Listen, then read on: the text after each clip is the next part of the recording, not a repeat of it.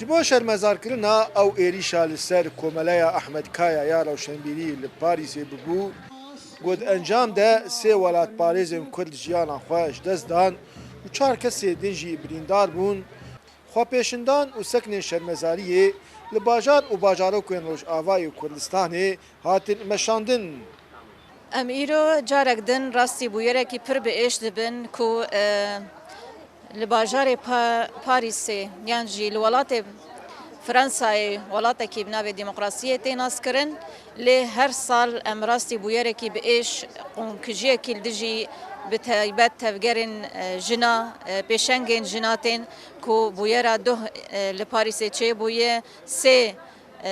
xebatkarên Kurd rastî qatilkirinekê hatine di hazirkirina çalakiyên ku ji bo salvegera şehadeta heval sakîne Leyla Fîdan bê meşandin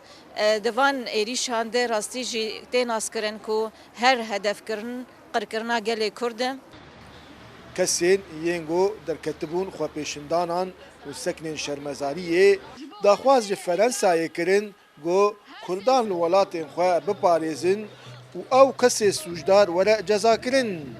یەکەمین ئەم بانگا مش عەلەمێ تێبرە کەسێ دموقرات ئەو کەسێک دخوازێ دبێژی ئەس کەسکی دموقراتم ئەو ژڤاکە دموقراتی دمە مەشاندێن ها کەرەمکن ئیدی هەمبەری وێ دموقراتا خۆ گوندکن دەرکەون نەرینێ خۆ بدن دەنگێ خۆ بکەن ئەوێ عەلەمێ گەلۆ کوردا چ کردێ ژوە راشنە چەکێ راشنە سیلاح هەمبەری وە شەرکردنا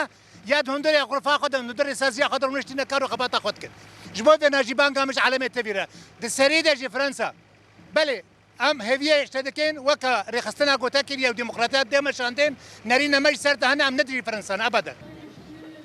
Hêja gotinê got roja 23 meha duwazdan de kesekî temenê wî 69 salî bû êrişî Komeleya Rewşenberî Kurdî li Parîsê kir û di encam de sê kes jiyana xwe ji dest dan û çar kesê din jî birîndar bûn.